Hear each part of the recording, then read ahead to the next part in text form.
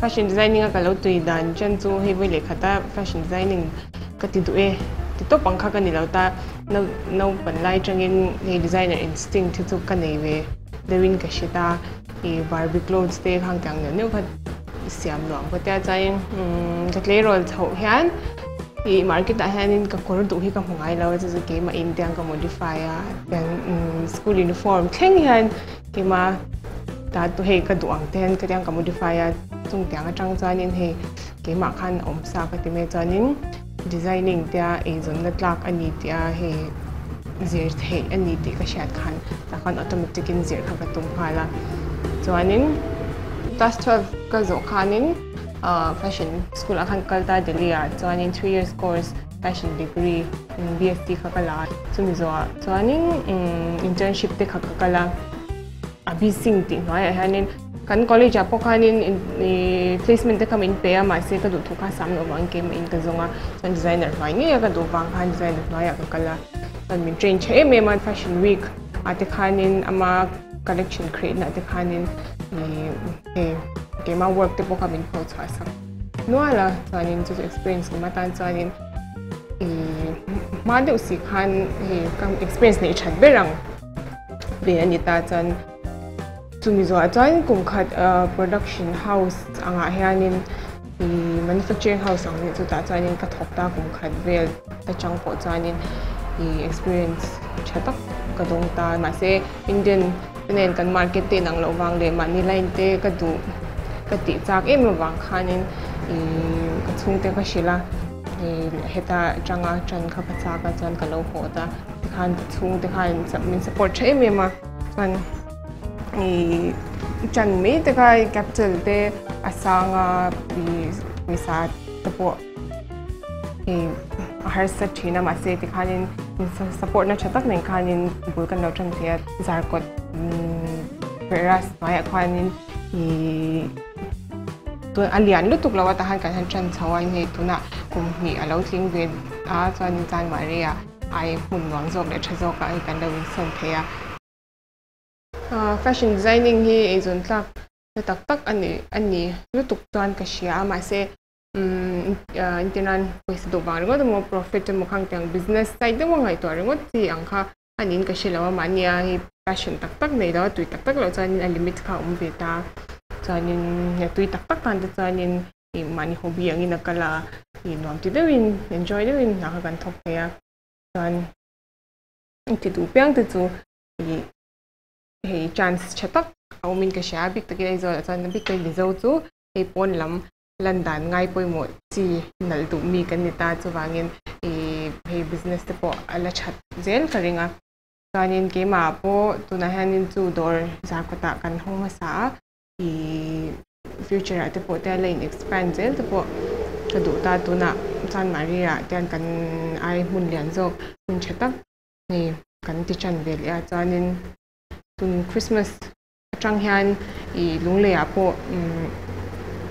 so ta in lo expand sak thei chuan an tia chan maria elite dor tin ka shama mon ti dor an tia chuan so ta chuan tuna tun Christmas atang po hianin ready made ini mo zat kan thon pe thei dona chu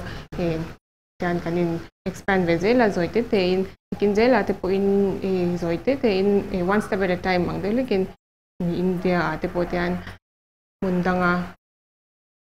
mi tam zokin min an ka work an mu thei na in expand zel chu ka ruk chu ania tu samponia chuan he mani creativity ta shim pon mani du tu samanga thil create na chance ang kha ka chak chine ma chuan mason zel like expand thei zel po ka be se ani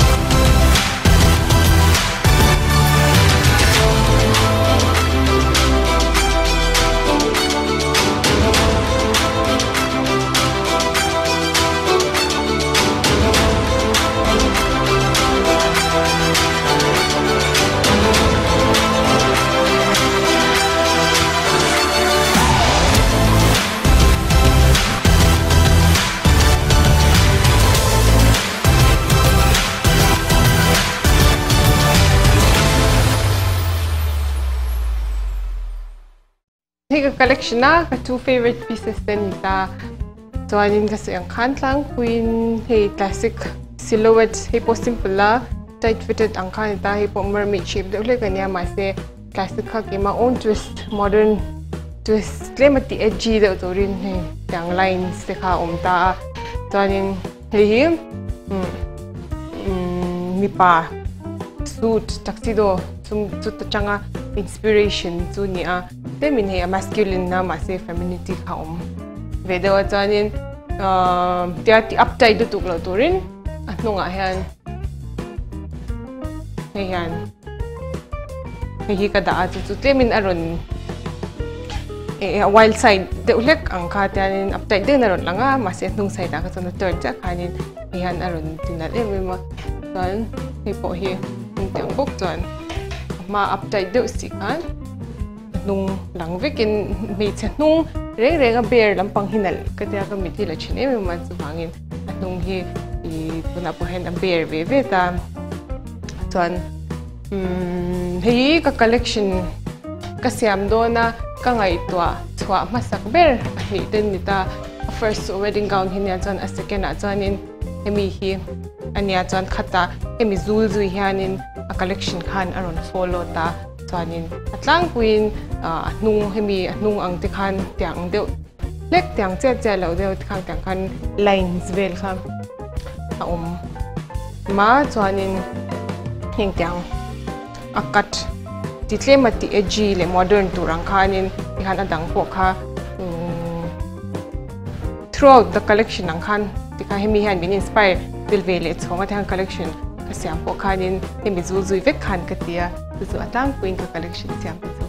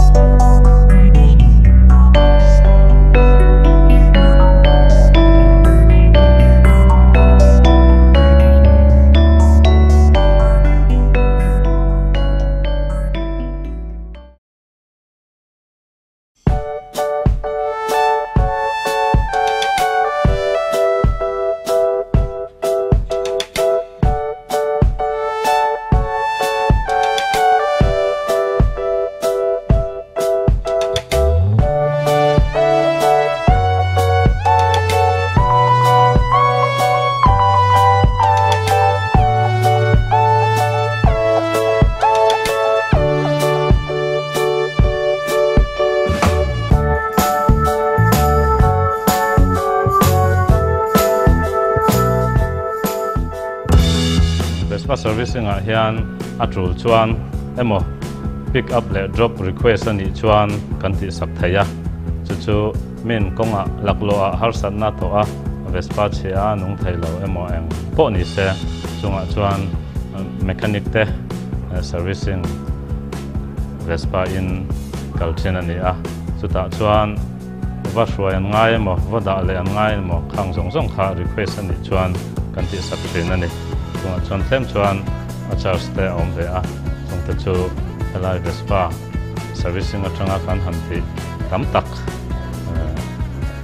me puiten ele Vespa ne tu kan do sia se kan ti jing ani poi mo tak pakhat ani le a Vespa servicing a hian counter a manual book tanen in report turani a ti chuan job card a kan zek luta ti chuan an complain nei zong te eng emo servicing ti ngai zong kha zia lu ni a chu mechanic ten chu mi base chuan an ena ti ngai zong ti zon huwa computer a enter vek ani a chu system shan man ani a chuan helai servicing ti zong hi kan headquarter hun puilama servicing ti zo rol hen achuk thazel ani ti kha message sak box se kan duwa kan tu te pon le Vespa nei tu te pon chuwang chuan servicing kan ti thathian helaya mai ne lo keima ni mai ne lo headquarter a record te a servicing center record te a khoi tel vek ani ti te sheila ti chuan Vespa headline te oma chunga te chuan ma ni ngai pon customer in Vespa nei tu ten phone in du azo thaya ti chuan chuta chuan Vespa hian call center nei ya chuta chang chuan service hun te Vespa nei tu te complain an nei lo te an Vespa chung chang soi du an nei te zo an ni thina ti chuan chuta chang thau chuan service reminder service hun te thon thin an nia SMS chuan birthday te wish thin ani a ti chuan an Vespa kumtlin lom puina te po thon thin ani a ti chuan helai center CK Cars Vespa division atang hian service reminder te po thon thin ve tho ani a call te pon an service hun hriat tir an ni thin tun thlenga achievement nei ve to ang chu internanin kan zir chhan te lare em lo college atang khan in start anga college kan nei lai te pon fashion week tang ne no ate hanin e andu sakbi kang te kha I fashion week ka backstage ate thok turang te kha ne som china chung tang ate po chon min thang chok e china chanin ka internship lai chan chu china ka soi ang khan I fashion week ang khan ka for design coming out wa saka chan chu ta kema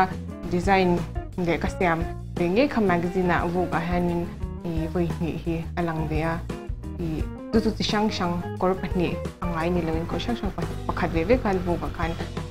issue dang ve khan langa chan L magazine ate khan ania chanin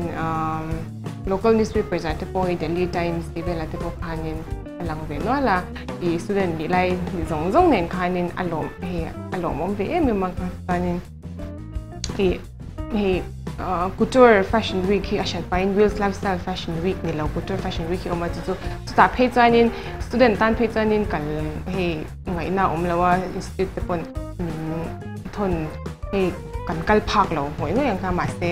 hi chu vai khatha kal to khani som boka chanin chu po chu hi alom om ka te khat chang khanin kan mit mu atang nge kan experience chatak le hi mit te po lo ti finga khang chang kan chanin magazine ate chu te lo lan ta ka khan ke internship zo anin job offer to production how setan chanin job offer khamrun nei ngala chanin lom tak khan kala Aizawl ka local hu chanin shows vela chan kala tel tam bok lo hi te media te kai tu na hen kai phau chwa masak na ber ania pase lelte ai chanin vai khan lo feature me to tu song tu le fashion ti hianin definition mu mal tak anei pon ka shelawa ke mangai vedan chan fashion chu he kan lifestyle a abet ve tata tu pon he pon kangai na lo ti ma se fashion hi chu kan nu na na bet ven tenan kan social environment le culture ten min influence na se mema jiran mizo example ajan mizo puan kan nei ta mizo puan he ke mani culture mil khan tikhan fashion kan create ve khania chuanin he runway tan chawmo tia sexy deuh ani lo pon maksak deuh tyang ron khanin ka shelawa fashion chu he ke mani kan personality nge pau chuanan min shat jan nan ki man yang connection ni na nga kangaya chuanin chung tyang bok chuan por ka create hanin ka uluk ma he ke ma in kang clients te pok kang kai to in an mani ka mit thla an lo kala nge an personality mil om ang ten le tian body type te tiang khan ka ngai to thlap china chuanin i tia ka mit thla ke man ka hak du lo tur hi chu mi tang tan po hand create ka tum lawa chuanin tlang puin kor hi he sophisticated elegant chuan tle ma he modern tiang classic deuh modern twist vel hi anuam ka tia kat he ke ma style big angania chan e pon he vul deuh na se deuh ni ma se he sophistication ka om thin chu ka signature style ve ber ni pon ka sha Vespa fashion factory akatel tur te kan sha thanin ke excited me ma chuanin he mani own collection create na chance chatak te nia he kema outside of the box create na chance ang mani creativity show the nang kha chance chatak kha nia chu bang khan ka excited me chuanin how tak ve a sum te po kan sing sa tha te po ma se i on than anga ringot te po i thaber inkim kha kan du zel sia wangin ya te patop khanin tun o tan hani kan buat sai be tanin tuna collection he he tu pon he sia in abik takin he sia unrelated to rang khan ka siam tan te no he sia chu te la jang kan dream ang kha chu he mo ni ang khan ta chu wangin ti matan pon ning em chang le ma se mo nu de chan te ang khan he ke ma lo in nei don tai lang ko wedding ka hak du tur ang le ka chan ten hak du tur ang khan ka siama sa te kan lo nei lo thut ta kin tuan ya a en tu te pon he pe ma in he re ru zong zong ka create ni wang khan ni lo ngai khut sak ngei po ka be si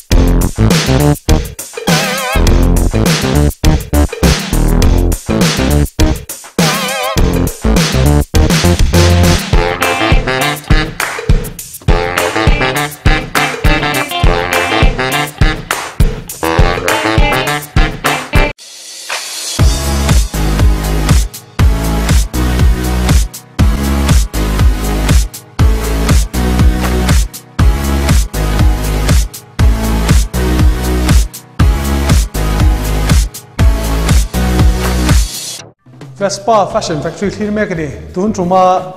DIY fashion tips a chuan t-shirt kor thledan chi thum kan tilang dona awesome si mang tangkai thi si mani na kan practice thei kan ti ve thei kan thli ro doni kan entian ma sabbe tur chu tuna hian pinch fold an tia pinch fold chu pinch omji chu kan shavek nga o pinch fold kan enti don ni hemi hi t-shirt hi kan pharanga ti hian chuanin a tunai cholo thaka a cholo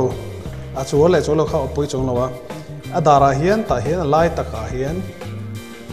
1.1 ni 0.2 ni lai hian la more than 0.3 ni 0.1 hi kan pin changa kan sikanga mo hitian langa cha lai a center a hian number 2 khan kan mon bok nga chuan 3 a kan kalanga ti hian chen number 2 na kha pathi na kha kan la chunga ti hian pakhat ki zonga hei pinch fold chu ni pinch fold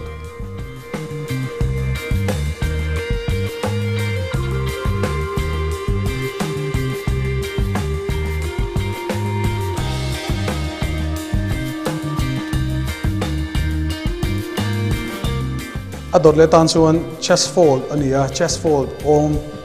mang hian kan thlep don ni heta a point number 1 a khan kan ti lenga ama sami ang chi khan chuan ta number 3 lai top 1 2 3 a 3 na han lai hian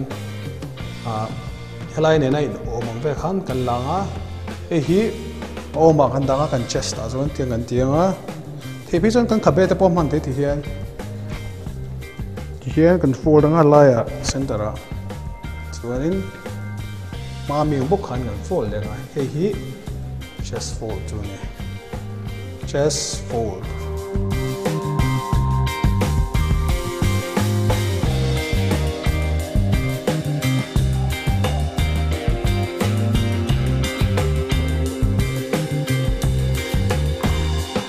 tuna enti to hi ranger army fold ni mi hi kan mang tang kai thi vek karinga kan cam don mo kan zin don mo luggage ate po kan bag ate po kan suitcase ate po space Aizawl lo em me mi hi kan mang tang kai thi karinga chu ranger army fold ni lo en hawang e hi mora t-shirt mora khan tin kan blend danga ta hin hei mora takin kan thlepanga mo ke kan thlepanga nung le ma 2 inch vel mo 1 inch vel mo kan dangai kian kan fold anga chuanin eta hnung lam kan flip anga kan le linga tian chuanin t-shirt kan thledam bok khana chan bia kan thlep lu tanga raban han thlep lenga helam mang bok khan helam pang kan thlep lenga hian chuan hian ai nang tu ni helai ne helai hi chuanin kan heranga heta tang hian sin theng berin teng thlep lut don ni kan thlep lut anga ti hian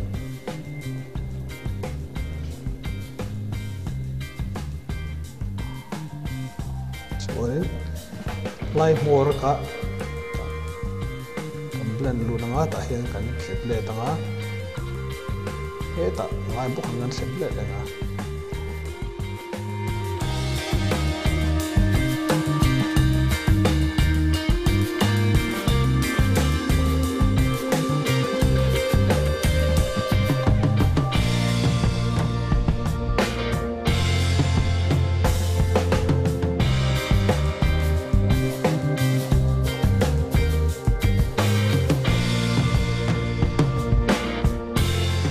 hei zingna vela le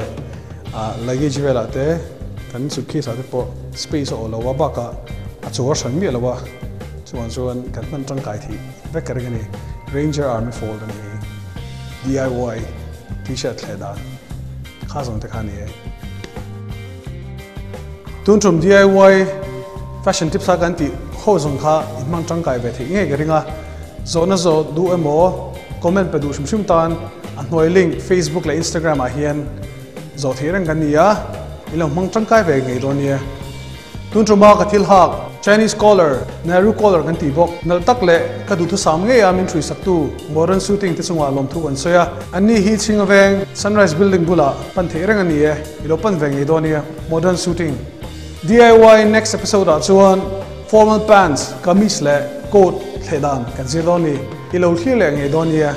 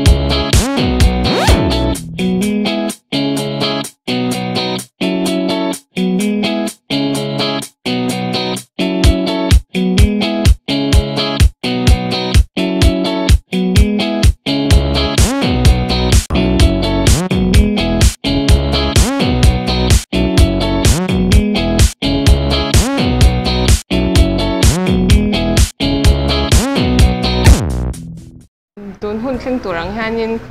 har sun tam tak te po ve a atir lama te po idor ta ka lo chwa khanin chan ve ang hi chu in prepare na nang khan kan hmang tok ta I location te yang te kha kan hulok big lawa chan te khan tu thu sam big tu lai big te du na hun big te te kan nei ve a chanin startup nan po khanin sum ate po in khangaya chanin tailors te tyang he team tour chatak kha ka dung box ya khang tyang na tan te po khanin jong kwal na sabi emema lo he in man te lo ngai ta khang tyang tan jong po khanin karin what say na sabi emema tanin designer fashion designer to hanin he till challenges tam tak te po kan nge thing ve china Ima, tao tali ni po karing lawa he fashion designer dang tepon an to ve chin chu karing chin chu antenan Mizoram chu ala data market kha unlimited ve ta antenan hun dang sabra ma chan eng pon collection create che eng style pon ti se du dong in max tangin ta ma se market khan ne je la ki ni chu designer zong in kan target market khai nang ta vek ta Sunday wear le ya in ne na vel na ba kia ni hei tang vak khau lawa chu wangin competition te po sang ta chuanin a pahnih le na chuanin mi te kan la tlem ta vengin anga te kori nang ten do la ta te khan ma te khanin uluk takin an ha in angang ti hlau reng khan kan ngai to me chin ta ma se creativity booster chatak tu ni chang kha shemya chuanin to ber chuan ten raw materials te du thu sam te Aizawl te chuan kan hmu lo ta ti khanin mun tanga te zongin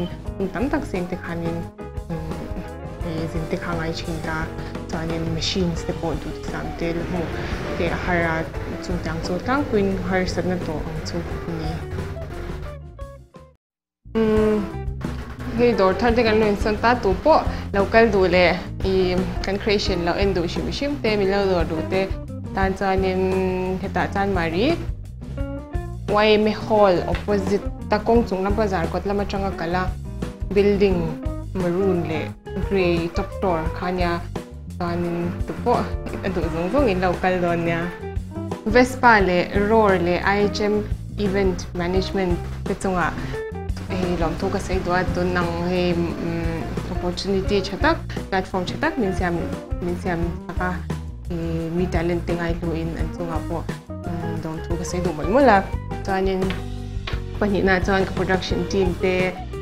le he min support tu zong te ideas te nal tak chata ka min lo jam sak chin na wangin an chunga po dong thu ka sei chanin pathum na chan ka chan cha te le ka chung te zong te la ka min encourage zela min support zela in ki man mani wang nga tun thing ding thei ka ni awangin chunga lom thu sei du boka chana to ber tan chan I pathian hena karil ru tu zong te min shat puya min tong train te min changin ma som na tam tak te min bur awangin lom thu sei du a hello me